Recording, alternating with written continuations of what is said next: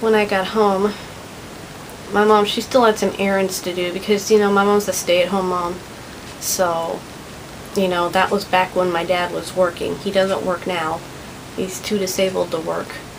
But,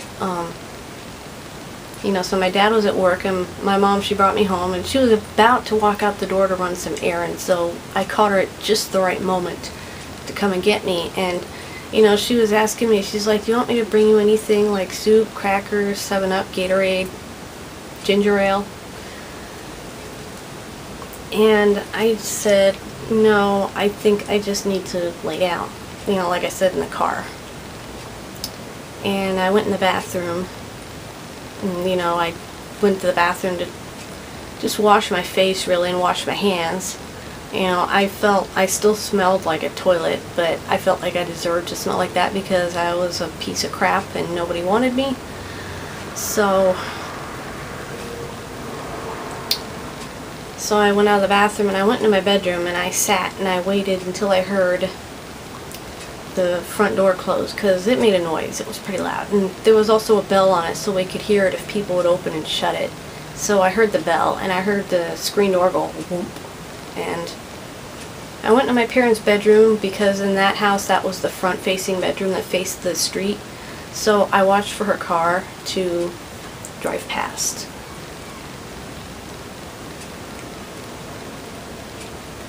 And then I went into the kitchen because on the way home I knew what I needed to do. And I went in the kitchen where my backpack was and I wrote something in it. I had a notebook. It was kind of a journal thing and I wrote in it. And I opened to a random page and I just put the year. I didn't put a date or anything because, you know, I didn't want this date to be remembered. And I just wrote something in it and then I closed it and I put my backpack and I put it in my backpack and I took my backpack to my room and I went back out into the kitchen. And I opened the medicine cabinet and I looked at the medicine in there. I was looking for something that would kill me quickly. I looked at my mom's prescription muscle relaxants, but I thought, well, if I take those, then she's going to be out of medicine that she really needs. So I found the box of Benadryl, because back then it was just in boxes with sheets of blister packs and the pink and white capsules. So I took the Benadryl down and I popped an entire blister pack of it out. Maybe 2. I think it was 2, but I'm not sure. I know it was a lot of pills. And I looked at them in a pile on the counter, the kitchen counter. And I remember seeing salvation in them.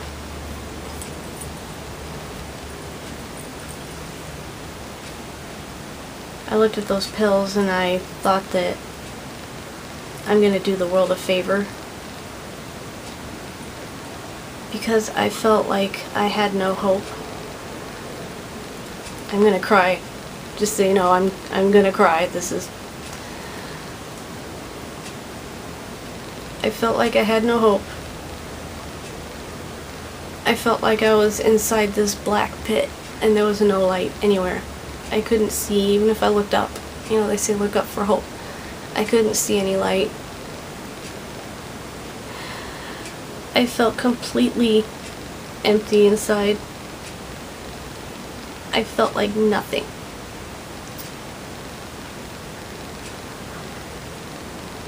I felt like I didn't even deserve to exist.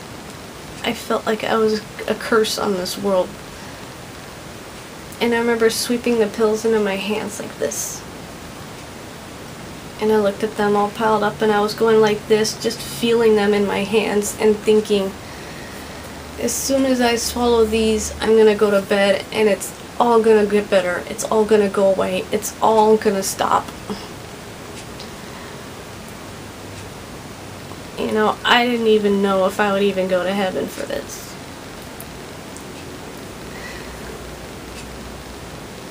And I just kept swishing the pills back and forth.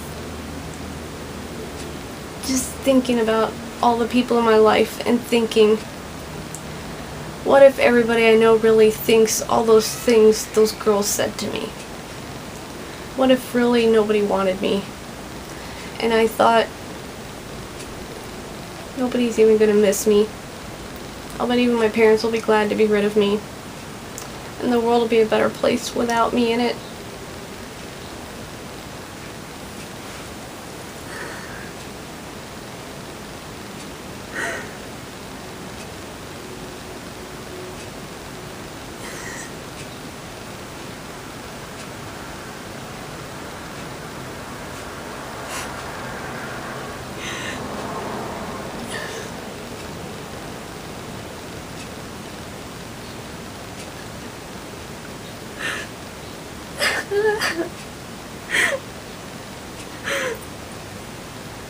And I just thought there was nothing more for me in the world.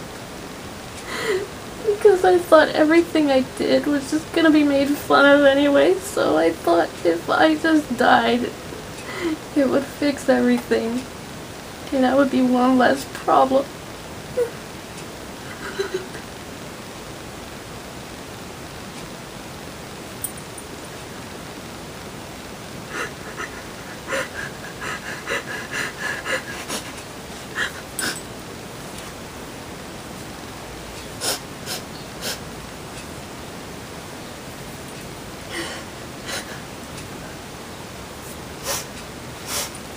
One less problem.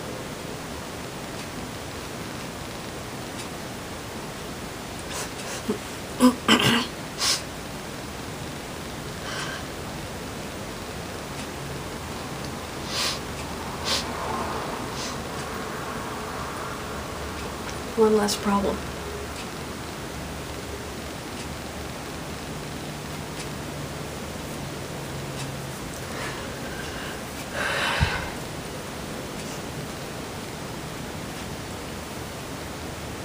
One less problem.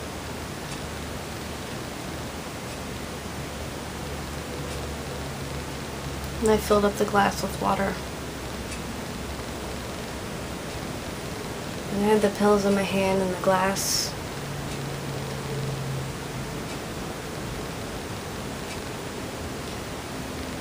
And I put the pills in my mouth. All of them.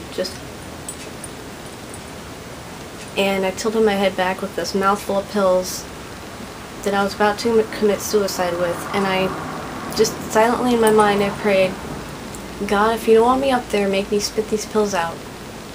Because if he didn't do anything, I was going to swallow them. I was just going to drink that water and gulp them down.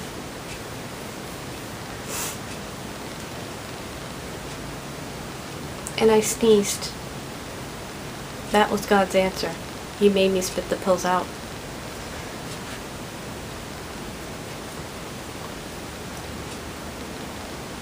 I thought God had rejected me that day in 1996.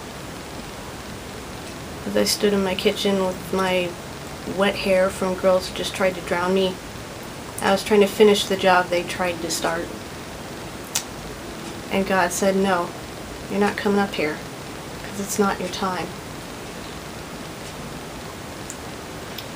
And I'll tell you why he said that to me. Not in words, just by making me spit out the pills. But I'll explain that later.